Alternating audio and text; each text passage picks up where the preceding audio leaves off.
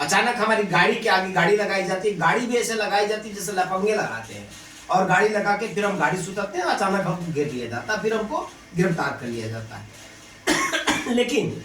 ये जो गिरफ्तारी है ये लोकतांत्रिक गिरफ्तारी नहीं है। हम पब्लिक के लीडर हैं, हम जनता। आपको ऐसे क्यों गिरफ्तार किया गया? अब जिस तरह से मुझे गिरफ्तार किया गया, ऐसे अपराधियों की तरह गिरफ्तार किया गया, जैसे एक अपहरण किया जाता है किसी व्यक्ति का, उस तरह से अपराधी जैसे अपहरण करते हैं वैसे गोरखपुर की पुलिस ने मेरा अपहरण किया। देखिए सुप्रीम कोर्ट का गाइडलाइन है कि चाहे जितना भी बड़ा कोई अपराधी भी अगर है तो उसको अगर पुलिस कहीं से गिरफ्तार करती है तो पुलिस की जिम्मेदारी कि उसके परिजनों को सूचना करे या उसके परिचितों को सूचना करे। लेकिन यहाँ पर पुलिस ने मेरे परिजनों को सूचना नहीं किया, मेरे परिचितों को नहीं सूचना की। वो अलग बात है कि मैं गिरफ्तार होने के थोड़ी देर पहले मैंने एक साथी को अपने फोन करने का मुझे मौका मिला तो मैं फोन कर पाया था, वो भी जबरदस्ती फोन कर पाया था। लेकिन उसके बाद भी घर वाले अगर हम हमारे पुलिस वालों से पूछ रहे थे, पुलिस अधिकारी से पूछ रहे थे कि निराला जी इस समय कहाँ है, तो पुलिस के अधिकारी सीधे सीधे इनकार कर रहे थे कि हमने गिरफ्तार नहीं किया, जबकि पुलिस ने मुझे गिरफ्तार किया और इनकार कर रहे थे। मैंने आपका एक पोस्ट देखा था, उसमें ये लिखा था कि पुलिस ने हमें गिरफ्तार कर लिया और मेरे घर वालों को भी पता नहीं चलने दिया है, मतलब बताने नहीं दिया है कि मुझे मतलब गिरफ्तार किया गया है। वही वो जो बीच में मुझे एक मौका मिला, 1 मिनट के लिए मौका मिला, तो मैंने अपने मोबाइल में ब्रॉडकास्ट में जाके 1 लाइन का मैसेज मैं लिख पाया था कि मैं गिरफ्तार हो गया हूँ। क्योंकि कुछ पुलिस कर्मियों को, शाहपुर के थाना अध्यक्ष को, चौकी इंचार्ज को मैं पहचान रहा था, तो मुझे आइडिया लग गया, तो मैंने 1 लाइन का लिख दिया कि मैं गिरफ्तार हो गया और शाहपुर थाने में। अगर मैं नहीं बता पाता तो ये पुलिस बताने नहीं गई। अब पुलिस नहीं बता, अब ऐसे तो मैं जनता की बात कर रहा हूँ, मैं गरीबों की बात करता हूँ,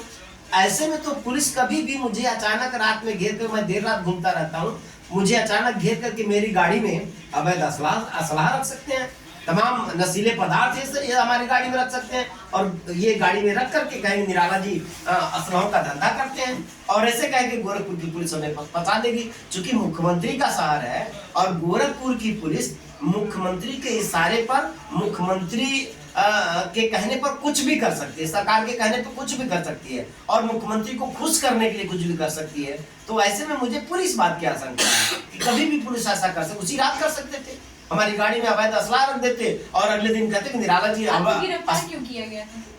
गिरफ्तार इस तो सीधी सीधी बात है, सब लोगों को मालूम है कि मैं 1 एकड़ जमीन दिलाने के लिए आंदोलन कर रहा हूँ। आंदोलन न किया जाए, जन आक्रोश मार्च न हो, जन आक्रोश मार्च को रोकने के लिए सरकार ने मेरी गिरफ्तारी कराया। मेरी गिरफ्तारी के बाद हमारे साथ में प्रदेश अध्यक्ष जी सीमा गौतम जी बैठी हैं, इनके घर पर भी लगातार पुलिस ने छापा मारा। हमारे बाकी साथी ऋषि कपूर के घर पे छापा मारे गए, हमारे तमाम साथियों के घर पे छापे मारे गए, और छापे मारे गए तो छापा मारने में भी पुलिस ने जो क्रूरता का रूप दिखाया। रात में 12 बजे 2 बजे रात में प्रदेश अध्यक्ष जी सीमा गौतम जी के घर पे पुलिस छापा मार रही है, वहां छापा मार रही, तो आप ये देखिए कि वहां घर में महिलाएं हैं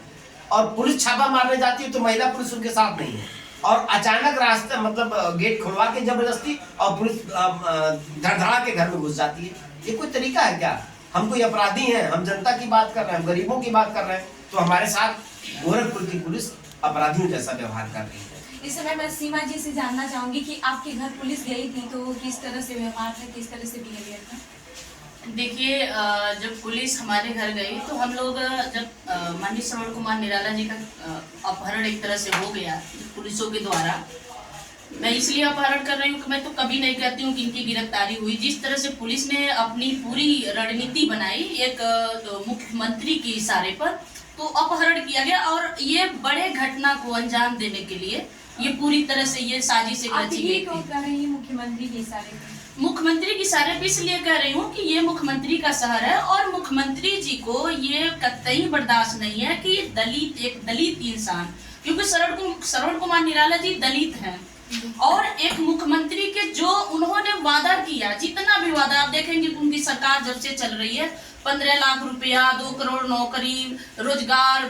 शिक्षा व्यवस्था अच्छा करेंगे, महंगाई, सारी चीजें, भ्रष्टाचार, अभी भ्रष्टाचार की बात करते थे कि मुक्त करेंगे, ये करेंगे, तो सारे चीजों को उन्होंने श्रवण कुमार निराला जी चुनौती दे रहे हैं, उनकी विफलता को उन्होंने आईना दिखा रहे हैं। तो उनको ये बर्दाश्त नहीं हो रहा कि आज तक जितने उन्होंने सारे पैसे लेकर के या अपने गुंडों के बल पर उन्होंने सबके मुंह बंद करा दिए। लेकिन श्रवण आपके घर पे जो पुलिस गई थी उसके बारे में बता दीजिए। हमारे घर पे पुलिस, देखिए पुलिस हमारे घर पे जो जाती है तो पुलिस को तो मैं आपके चैनल के माध्यम से पहले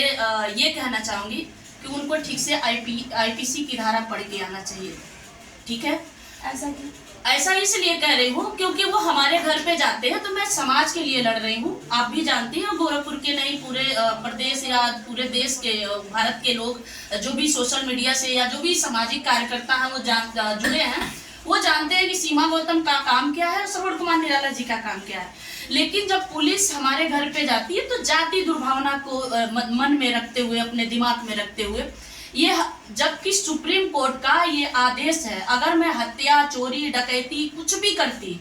हत्यारन भी होती, तब भी ये सुप्रीम कोर्ट का आदेश है कि 6 बजे मतलब दिन उगने से पहले मेरी घर पे पुलिस नहीं जा सकती, मेरी गिरफ्तारी नहीं कर सकती। और 6 बजे के बाद भी पुलिस हमारे घर पे नहीं जा सकती। यहाँ मैं समाज के लिए आवाज उठा रही हूँ, समाज के लिए काम कर रही हूँ। यहाँ 12 बजे रात को, 2 बजे रात को, 3 बजे रात को हमारे घर पे पुलिस जाती है, हमारे अलमारी से लेकर के सारा देखते हैं और हमको कहते हैं, हमारे मोहल्ले में हमारे घर पे जाके सीमा गौतम गैंगस्टर है। तो मैं इसीलिए कह रही हूँ कि पुलिस वालों को आईपीसी की धारा, ऐसा क्यों कह रही थी पुलिस? इसलिए कि मैं समाज की आवाज उठा रही हूँ। हमारे गांव में, हमारे मोहल्ले में सबसे बड़ी बात है, मैं पहले ही बता चुकी हूँ, श्रवण कुमार निराला जी दलित हैं, सीमा गौतम भी दलित हैं, और सीमा गौतम दलित हैं इसलिए गरीबों की आवाज उठा रही हैं। तो इसलिए हमारे छवि को भी खराब करने की पूरी रणनीति है पुलिस वालों को, और ये मुख्यमंत्री के इशारे पर ही किया जा रहा है। क्योंकि इससे पहले भी जब हम काम कर रहे हैं गोरखपुर में, तो ये घटना हुआ था 2022 में, 20 फरवरी 2022 में घटना, एक सीमा नाम की लड़की,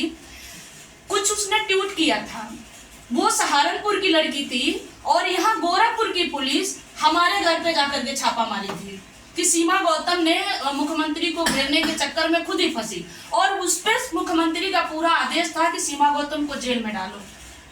तो इसलिए यहाँ के तो मुख्यमंत्री को चुनौती देना, एक दलित समाज का व्यक्ति जो उनसे डरता है, उनको जी हजूरी करता है, उनकी गुलामगिरी करता है, और यहाँ श्रवण कुमार निराला, सीमा गौतम उनकी आंखों में आंखें डाल के कहते हैं कि हम आपके गुलाम नहीं है, हम संविधान को मानने वाले हैं, हमारा संवैधानिक अधिकार है, हम संवैधानिक तहत से लड़ रहे हैं, हम संवैधानिक अधिकार मांग रहे हैं, ये उनको मंजूर नहीं है। इसलिए हमारे छवि को भी खराब करने की कोशिश की जा रही है। आपके घर पे जो पुलिस गई थी, तो आपने,